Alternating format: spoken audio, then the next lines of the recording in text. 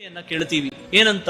ಶ್ವೇತ ಅನ್ನುವಂಥ ಒಬ್ಬ ರಾಜ ತಾನು ಸಾಕಷ್ಟು ಸಾಧನೆ ಮಾಡಿಕೊಂಡು ಬ್ರಹ್ಮಲೋಕಕ್ಕೆ ಹೋದ. ಬ್ರಹ್ಮಲೋಕಕ್ಕೆ ಹೋದ್ರೆ ಅಲ್ಲಿಯೂ ಕೂಡ ಅವನನ್ನ ಹಸಿವು ಬಿಡ್ಲಿಲ್ಲ. ವಿಪರೀತ ಹಸಿವು ಆಗ್ತಾ ಇದೆ. ಬ್ರಹ್ಮದೇವರನ್ನ ಕೇಳಿದ್ರೆ ಹೇಳಿದ್ರು, ನೀನು ಅನ್ನದಾನ ಮಾಡ್ಲಿಲ್ಲಪ್ಪ, ಅದಕ್ಕೋಸ್ಕರ ನಿನಗೆ ಹಸಿವು ಅನ್ನೋದು ತಪ್ಪೋದಿಲ್ಲ. ನಿಮ್ಮ ಊರಿನಲ್ಲೇ ನಿನ್ನ ದೇಹದ ಶವ ಇದೆ, ಅದನ್ನ ತಿನ್ನು, ಅದೇ ನಿನಗೆ ಇರೋದು ಸದ್ಯಕ್ಕೆ ಅಂತ. ಅವನ ಊರಿನಲ್ಲಿ ಆವಾಗ ಅಗಸ್ತ್ಯರು ವಾಸ ಮಾಡ್ತಾ ಇದ್ರು.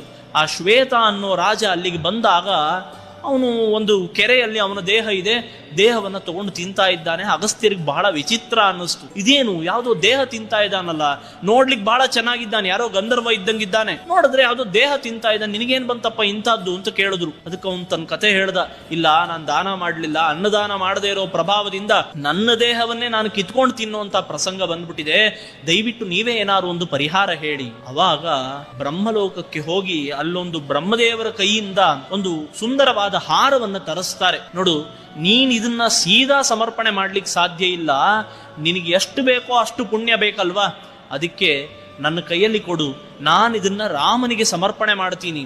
ಶ್ವೇತ ರಾಜ ಈ ರೀತಿ ಅವ್ರು ಹೇಳಿದಂತೆ ಬ್ರಹ್ಮಲೋಕದಿಂದ ಒಂದು ಹಾರ ತಂದ್ಕೊಟ್ಟ. ಅಗಸ್ತ್ಯರು ಅದನ್ನ ತಗೊಂಡೋಗಿ ರಾಮನಿಗೆ ಸಮರ್ಪಣೆ ಮಾಡಿದ್ರು. ರಾಮ ಅದನ್ನು ಹಾಕೊಳ್ತಾ ಇದ್ದಂತೆ ಶ್ವೇತರಾಜನ ಹಸಿವಿನ ತೊಂದರೆ ಹೋಯ್ತಂತೆ. ಋಷಿಗಳಿಗೆ ಎಲ್ಲವೂ ಕೂಡ ಗೊತ್ತಿರುತ್ತೆ. ಅದರಂತೆ ಆ ಶ್ವೇತನಿಗೆ ಬಂದ ಹಸಿವಿನ ತೊಂದರೆಯನ್ನ, ಮಾಲೆಯನ್ನ ರಾಮನಿಗೆ ತಾವು ಸಮರ್ಪಣೆ ಮಾಡಿ, ಶ್ವೇತನಿಗೆ ಎಷ್ಟು ಬೇಕೋ ಅಷ್ಟು ಪುಣ್ಯ ಕೊಟ್ಟಿದ್ದಾರೆ, ತಾವು ಕೂಡ ಈ ರೀತಿಯಾಗಿ ರಾಮನಿಗೆ ಒಂದು ಮಾಲೆಯನ್ನ ಸಮರ್ಪಣೆ ಮಾಡಿ ಸಂತೋಷ ಪಟ್ಟಿದ್ದಾರೆ.